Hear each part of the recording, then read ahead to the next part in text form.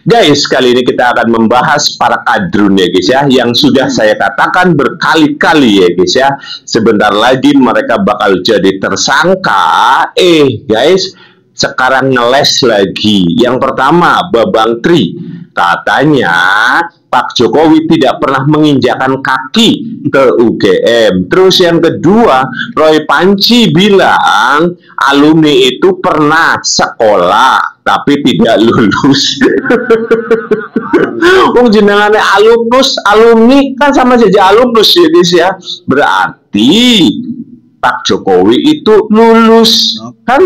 Ya lulus lah, gimana sih kalau nggak lulus? Nggak mungkin disebut Pak Jokowi alumni kebanggaan UGM. Padahal dulu kita lihat ya guys ya, apa Roy Panci pernah bilang, saya akan percaya kalau dari pihak rektor menyatakan Pak Jokowi lulus. Sudah bilang rektornya Pak Jokowi itu lulus, sekarang cari masalah yang baru.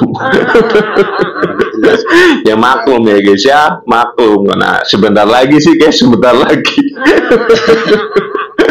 Tapi kocaknya ya guys ya, raja ngeles ya guys ya, bukan Panci namanya kalau bukan tidak bisa ngeles ya guys ya, tapi sama Andi Hazwan. Wow, kita bakalan senang sekali di sini ya guys ya, dibilang goblok yakin guys di media umum loh. Nah lucunya lagi ya guys ya, sudah pasti sebentar lagi masuk penjara. Refli Harun guys bersama Tompel sekarang ngadu guys. Ngadu kemana? Ke Polda Metro, ngemis agar para kadrun jangan dimasukkan ke dalam penjara karena masalah Undang-Undang ITE pencemaran nama baik. Lah kowe sih kepriwe. Udah nggak usah ngemis lah ya guys ya, nggak usah, wis lanjut bae, terjal bae ya guys. Anda juga bakalan nanti masuk ya guys ya. Ini Refli Harun bisa kemungkinan masuk ya guys ya. Karena apa?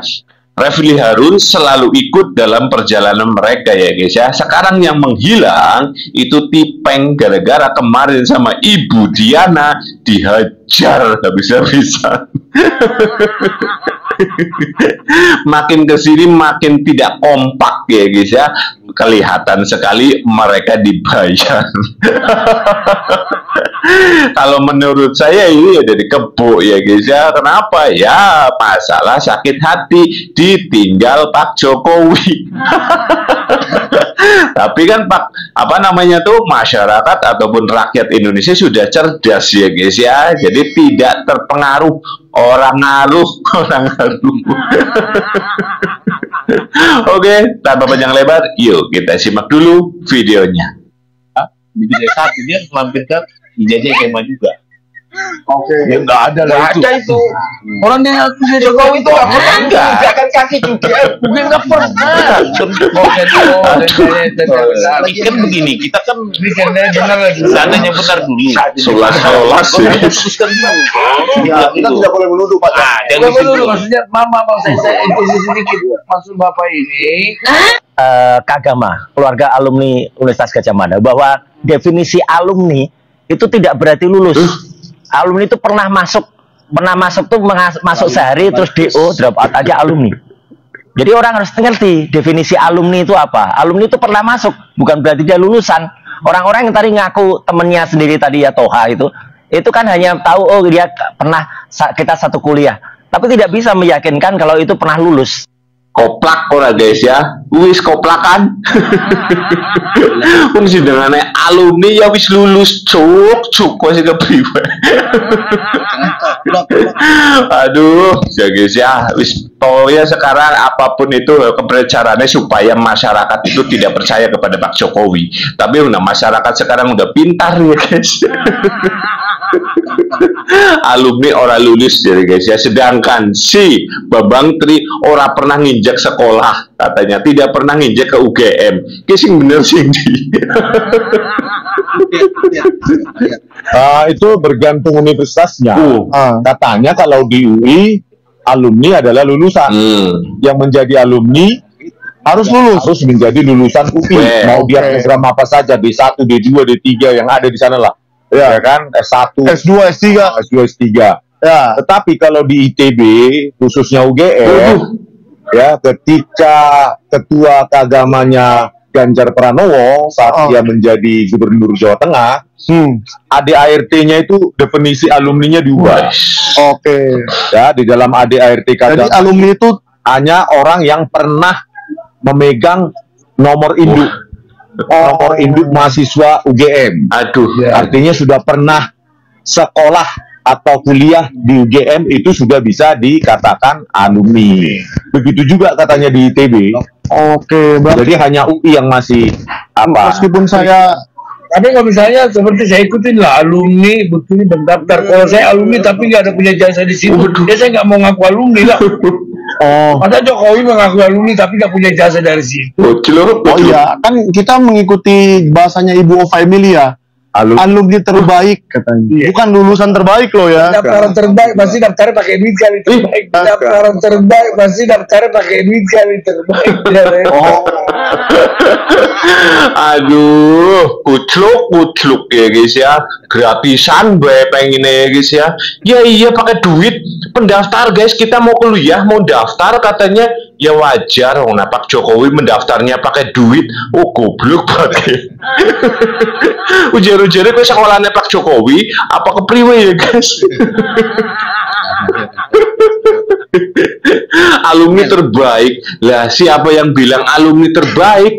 Alumni kebanggaan. Semua UGM bangga mempunyai yang namanya Pak Jokowi, karena Pak Jokowi adalah alumni paling hebat ya guys ya. Paling hebatnya kenapa? Cuman Pak Jokowi lah yang bisa apa namanya tuh, bisa diartikan itu mengalahkan mitos ya guys ya. Dulu Kadrun Anies bilang guys, bilang apa?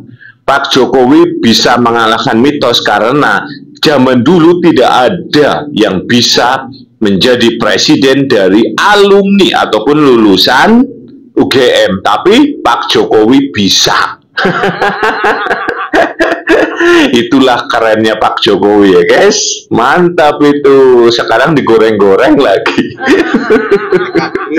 Wis karep mulai wis dalam maning ya guys. Waduh, ada Bang Dian Sandi PSI, si anak desa. Si anak desa jujur apa adanya. Jadi di acara UGM Fakultas Kehutanan, Bu Rektor itu bilang begini, selamat datang alumni kebanggaan untuk Pak Jokowi.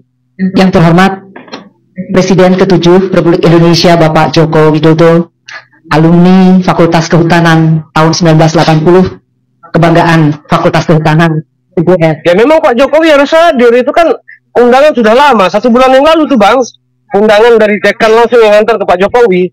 Pak Jokowi harus hadir sebagai mahasiswa di situ, karena acara itu kan juga dihadiri oleh mahasiswa-mahasiswa yang lain, mahasiswa-mahasiswa yang masih aktif. Jadi UGM ini ingin menunjukkan kepada mahasiswa-mahasiswa yang aktif sekarang ini bahwa inilah alumni kebanggaan mereka. Itu Bang. Ada kejang-kejang nggak Bang nanti? Ya biarin aja mereka kejang-kejang. Tidak ada urusan. Yang jelas UGM sudah mengatakan ijazah Pak Jokowi asli dan Pak Jokowi adalah alumni daripada UGM. Itu Bang. Terima kasih Bang Dian Sandi PSI. Mantap. Panas gue ya guys. Ya itulah ya guys ya, sudah mau kalah ya nyerang ke sana ke situ ya guys ya. Yang penting intinya menjatuhkan nama baik Pak Jokowi. Tapi rakyat Indonesia sekali lagi saya mau katakan sudah pintar, bisa memilih mana yang baik, mana yang buruk, mana yang benar, mana yang tidak benar. Lain dulu, lain sekarang bosku.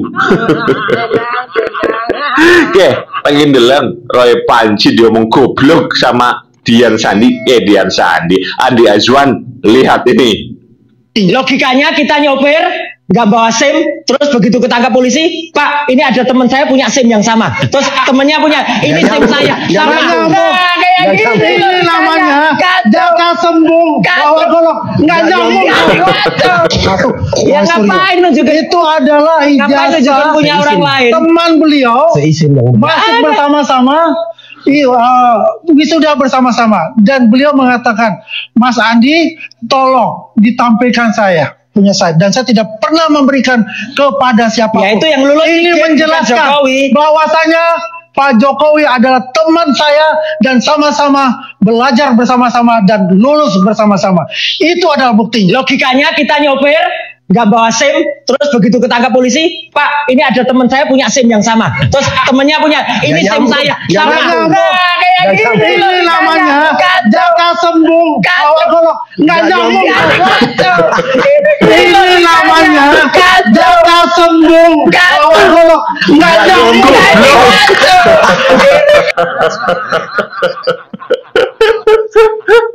Mantap banget ya guys ya, mantap.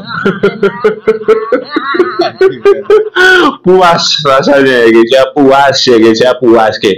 Sedikit medan plong ya guys ya, walaupun mereka bakalan masuk penjara sebentar lagi, tapi ya seenggaknya sebelum kalian para kadrun masuk penjara ya ada oleh-oleh dikit lah ya guys ya.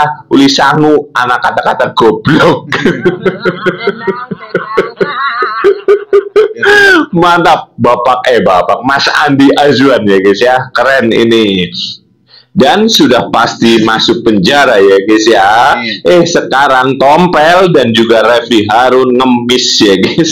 Ngemis apa ya, biar mereka para kadrun jangan di penjara gara-gara masalah undang-undang ITE pencemaran nama baik. Kalau menurut aturan yang ada, ya, Perma nomor 1 1956, sebagaimana sering kita bahas juga, seharusnya yang harus diselesaikan itu adalah yang terkait dengan apakah ijazah Jokowi itu asli atau tidak. Apakah Jokowi mendapatkan ijazah dengan prosedur yang benar atau tidak. Nah itu sesungguhnya bisa dipastikan di peradilan perdatanya, di Pengadilan Negeri Surakarta itu perbuatan melawan hukum. Persoalannya adalah sepertinya Jokowi menghindar dari peradilan tersebut. Menghindar katanya guys. Kan sudah dikatakan ya guys ya, saya sudah kasihkan ke pengadilan ataupun ke Bareskrim ataupun ke Polda ya guys ya.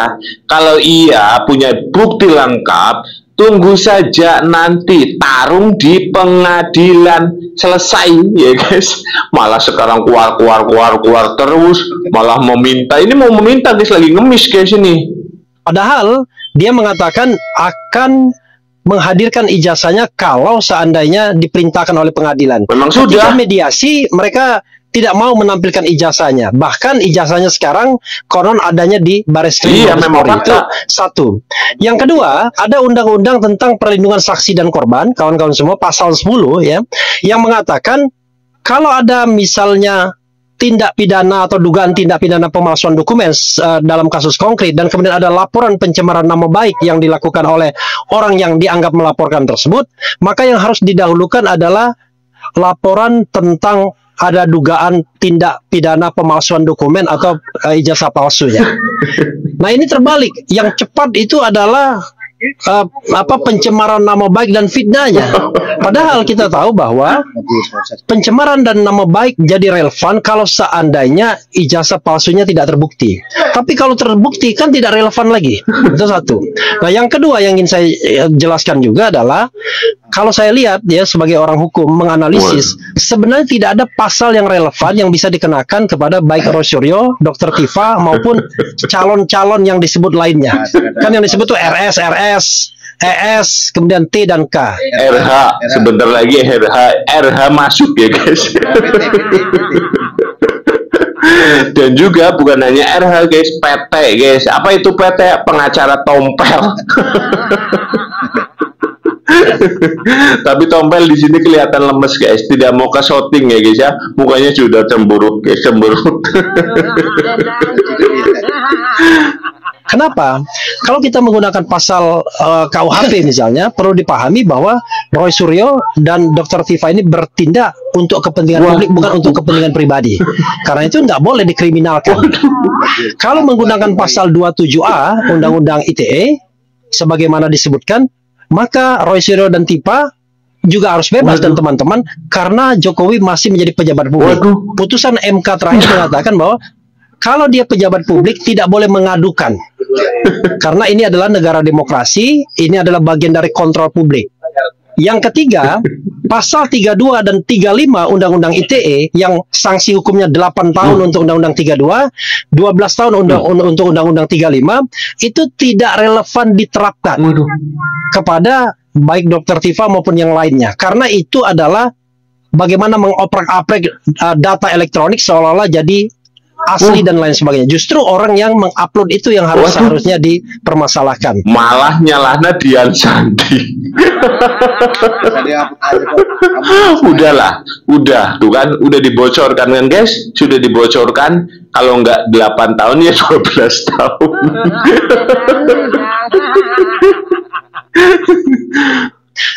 Karena saya melihat tidak ada yang relevan seharusnya, maka ini tidak perlu diproses. Itu pendapat saya. Ya boleh ya guys ya, wong namanya juga pendapat, ya boleh ya guys. Anda berpendapat seperti itu ya wajar, ya boleh. Wong Anda gerombolannya ya guys, gerombolan sakit hati, wajar, boleh. Tapi kan yang namanya hukum dan pasal-pasal itu tidak bisa diganggu gugat ya, tidak bisa diganggu gugat. Jadi ya sudah, ikuti saja proses hukum yang sudah ada ya guys ya. Wong sebentar lagi kok keluar-keluar. Kemarin bilang Panci kan guys, saya siap untuk dipenjarakan asal Pak Jokowi langsung yang mengadukan. Pak Jokowi sudah mengadukan, sekarang bilang lagi ya guys, seperti ini guys, Pak Jokowi masih menjadi pejabat publik. Pejabat publik gimana ya guys? Pak Jokowi masih menjadi pejabat publik. Lah Pak Jokowi seorang dari presiden ya bebas ya guys ya, harap ngelapor apa bae ya guys. Bebas dong kalau jadi rakyat. Yang penting apa yang sudah Pak Jokowi lakukan ataupun laporkan itu benar, sesuai. Mereka para kadrun sudah menghina serendah-rendahnya, ya wajar Pak Jokowi punya rasa sakit hati dan laporkan para kadrun. Wajar blog ya. Pak Jokowi kan udah nggak jadi presiden ya? Iya. Tapi kenapa masih ada relawannya sih Om? Oh, jadi begini. Satunya, presiden yang ada di Indonesia yang tidak mempunyai partai politik itu Jokowi. Jokowi punya kekuatan itu ada di relawan Jokowi. Oleh karena itu relawan Jokowi ini saya sebut di mana-mana itu di hadapan Pak Jokowi, dan itu sudah jadi statement umum buat relawan Jokowi bahwa the Jokowi volunteers never die. Betul. Tidak pernah mati. Terbukti setelah beliau selesai tambah kuat lagi, ditambah dengan masyarakat yang mencintai beliau, apa yang kita sebut the Jokowi lovers, tambah kuat. Mantap. Posisinya tambah kuat, apa yang kita sebut approval rating dia naik, kesukaan masyarakat terhadap Pak Jokowi bertambah. Sebagaimana misalnya Pak Jokowi membangun dirinya sebagai manusia yang sangat sederhana, tanpa jam tangan, sepatu, ket, bajunya putih dilinting, kan begitu. Cukur rambutnya ya kayak gitu terus. Maka dikenal Pak Jokowi adalah seorang tokoh yang sederhana, jujur, dekat dengan rakyat. Fakta ya guys ya. Tuh dengerin kan, Bambang Pacul saja mengakui ya guys ya, Pak Jokowi itu sosok sederhana, jujur, dan dekat dengan rakyat. Wajar kalau sampai hari ini, sampai detik ini ya guys ya, Pak Jokowi masih dicintai dan dihormati oleh rakyat Indonesia. Dan untuk para kadrun ya guys ya, kalian terus menyerang Pak Jokowi, ingat bro, karma ada, dan di sini sebentar lagi kalian bakalan mendapatkan karma itu semua ya guys ya. Kita sebagai masyarakat sudah jenuh sekali ya guys ya, sudah tertinggal kita guys. Yang namanya Indonesia itu bisa diartikan sudah wah tertinggal banyak ini, harusnya membangun sana sini malah ngurusi jasa oh ya guys ya. Padahal ini yang maling panci ora diurus. Coba deh gini kok. Aduh, tapi ya insya Allah ya guys ya, yang namanya kebaikan tidak akan pernah kalah oleh yang namanya kejahatan. Sekali lagi, jangan lawan orang baik. Titik itu ya guys ya. Gimana menurut kalian guys tentang video ini? Silahkan tulis di kolom komentar. Sekian, wassalamualaikum warahmatullahi wabarakatuh.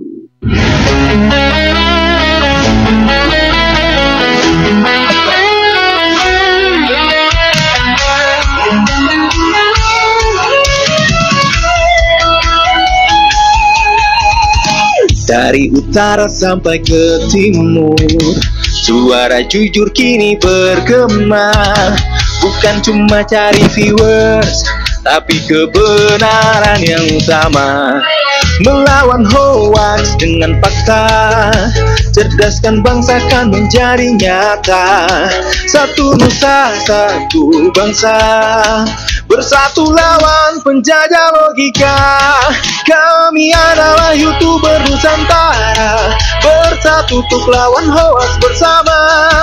Tak gentar terus berkabar untuk bangsa demi masa depan Indonesia.